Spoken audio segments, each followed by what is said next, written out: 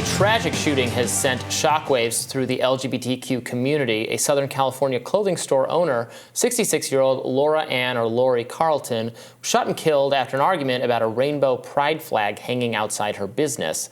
The suspected shooter, 27-year-old Travis Ikeguchi, also dead following a shootout with police after the suspect fled from the first shooting. Now, according to CNN, Ikeguchi had torn down the flag and yelled many homophobic slurs toward Carlton, and Ikeguchi shot Carlton when she confronted him.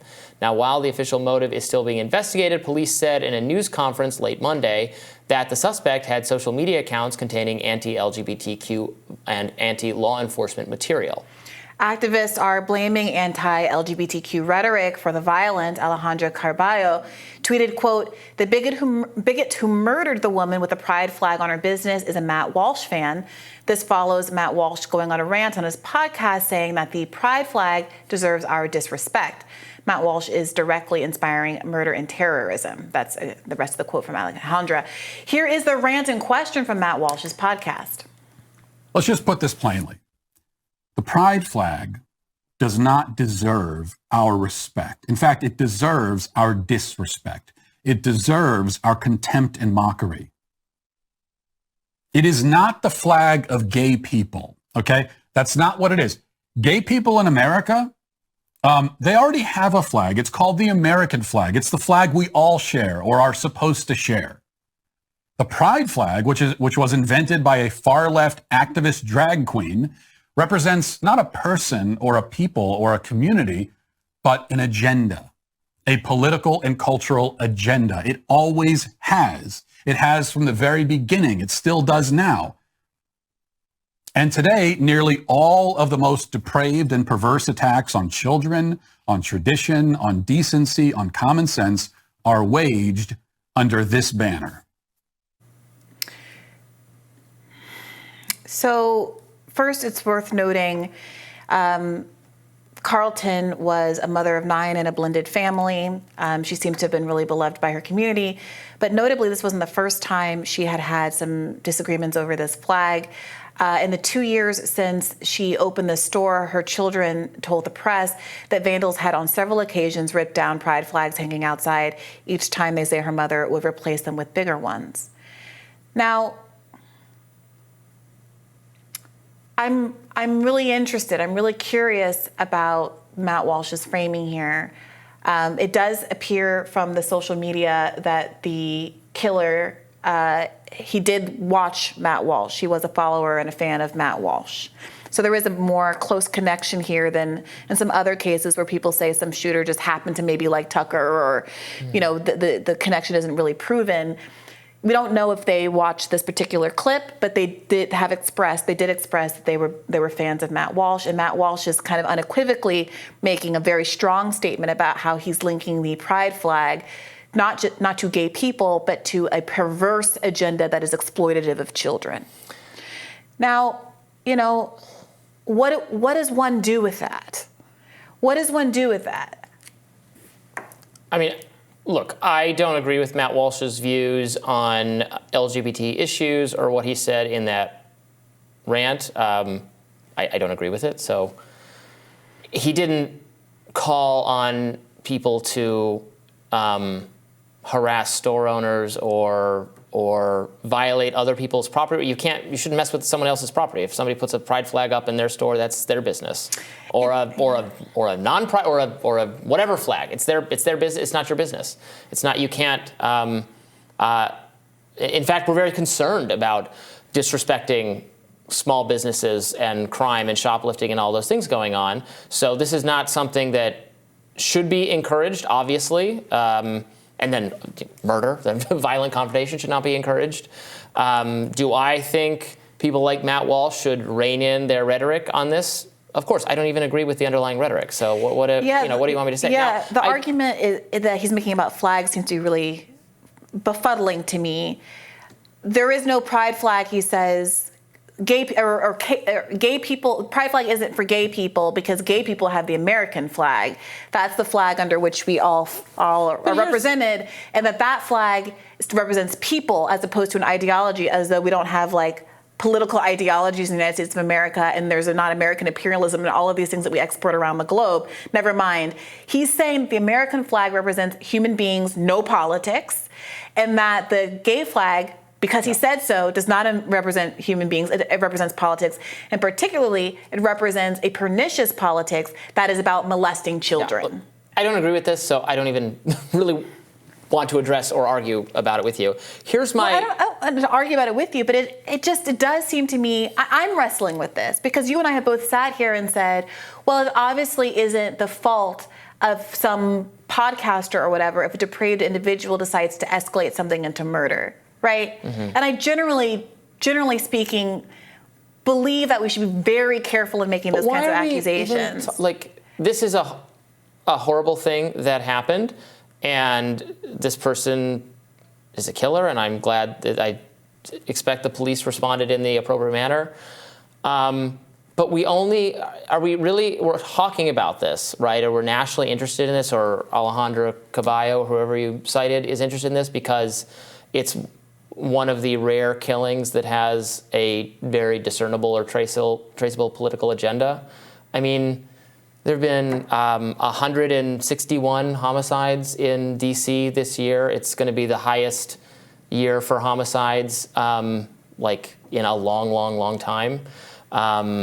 We're going to break, at this trajectory, we're absolutely going to exceed 200. None of them they're not killing people for right-wing reasons or left-wing reasons or anti-gay reasons or pro-gay reasons or environmental reasons or anything. It's just a lot of people in bad neighborhoods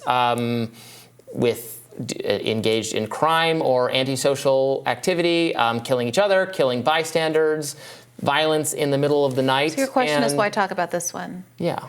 I think, for one, many of us do talk about... It's very atypical. Very atypical. Many of us do talk about those other killings, and we similarly want to get to the root causes of them. If those of us on the left believe that these killings are related to gang activity that is fomented by a lack of parental guidance in the home, a lack of after-school activities, a lack of quality education systems and the after-school activities that can keep people occupied, parents who are occupied by shifts that don't enable them to be around very much, all of the kinds of things that go into a lack of stability in the home. The left is deeply preoccupied with addressing exactly those things, the root causes. And similarly in this case, when there does seem to be a more obvious than in most instances connection between the words out of somebody's mouth in a kind of incitement way and the direct actions that are taken by someone in the public, there is similarly a desire to say, well, should we curb that behavior just like we should curb gang activity or bad housing environments or abusive parent or whatever it is that is leading people, lead in pipes, all the things that have historically led to crime waves over time. This one seems to me to be of interest in part because if it is the case that very high profile and very famous interlocutors like Matt Walsh are in a position where they vilify a symbol and they vilify a community, and there is an increased incidence of crimes against those people, those communities, or people who aren't even in that community but simply fly a flag, then isn't there some responsibility to target the root cause of that violence the same way there, I think, is a social responsibility to target the root cause of all of these intermittent gang-related shootings that we've been experiencing in D.C.? I mean, again, I think it is right and fine to criticize Matt Walsh or anyone else who's being a bit inflammatory on the subject, or more than a bit inflammatory on the subject. But there's no, I mean, he has a First Amendment right. There's no policy to address the things people say, unless they're, so more than tangentially, but so actually connected to a plot to commit violence. And also, there's not. Is this increasing or getting worse? I haven't seen a statistical over time that incidents are actually getting worse, or that even that hate crimes are getting worse. We track them better. The way we count them is kind of Byzantine. I know that obviously There's many people who put forward evidence that it is getting worse, and then other people say that it's a counting error, and we can go round and round in circles about this. All I know is that this woman seems to be very clearly killed after the killer was provoked by language And I would that say said that he should be brought to justice, but he's dead. But no, I'm talking about Matt Walsh. Well, and so, like, Matt Walsh should be brought there to are justice. things short of criminal conviction. So part of the issue here is, I think, there has been an emboldenment among conservatives in engaging exactly this kind of language. There was a time when if someone like Matt Walsh said something like this, then someone in Republican leadership, let's say what's his face? 2008 presidential Romney type or John McCain type would say that's wrong. That's way too far.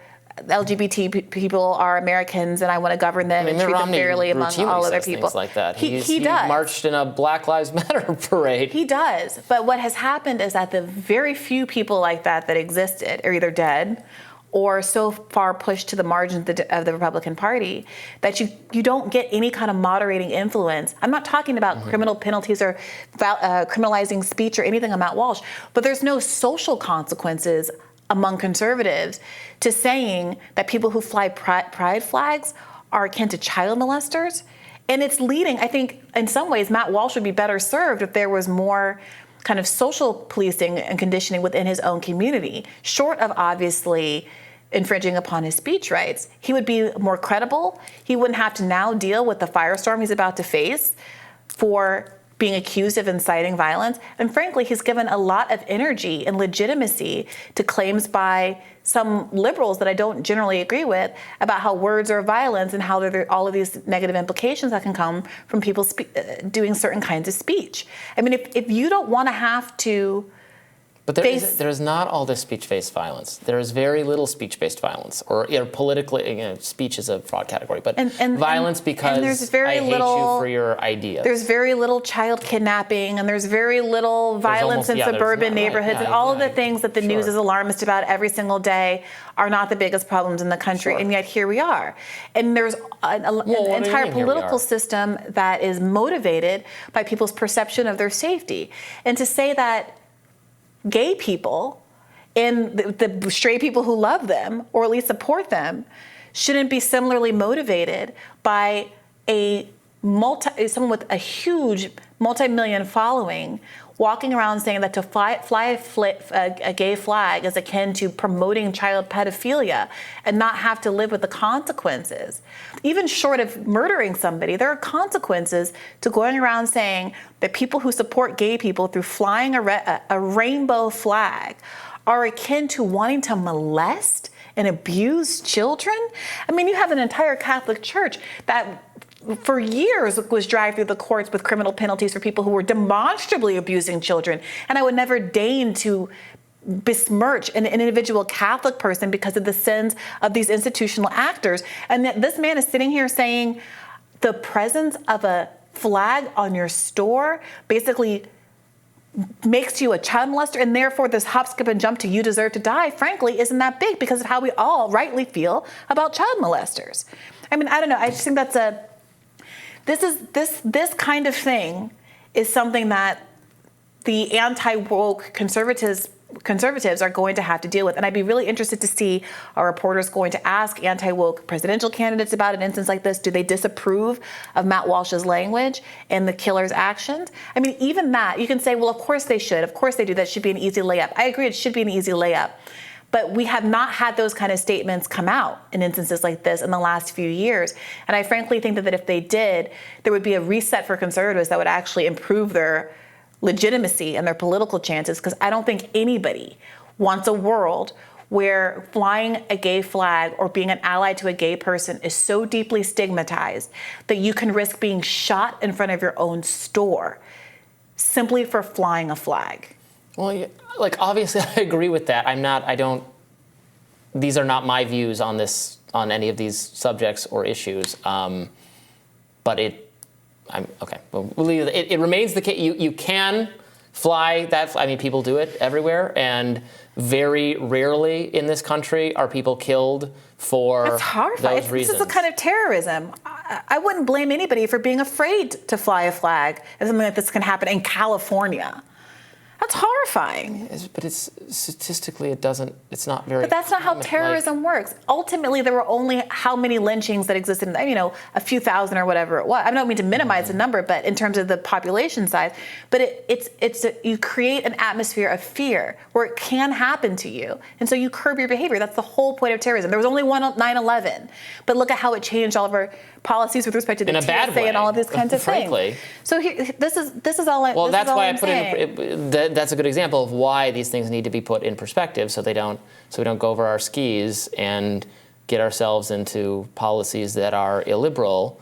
But again, I'm not talking about policies. I'm talking about, is there going to be even?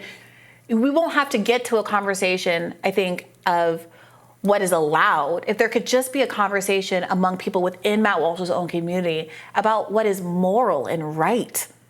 Sometimes I think that not having a conversation about what's moral and right and good and what our community wants to support is leading people into then we just got to police it and we got to make it illegal.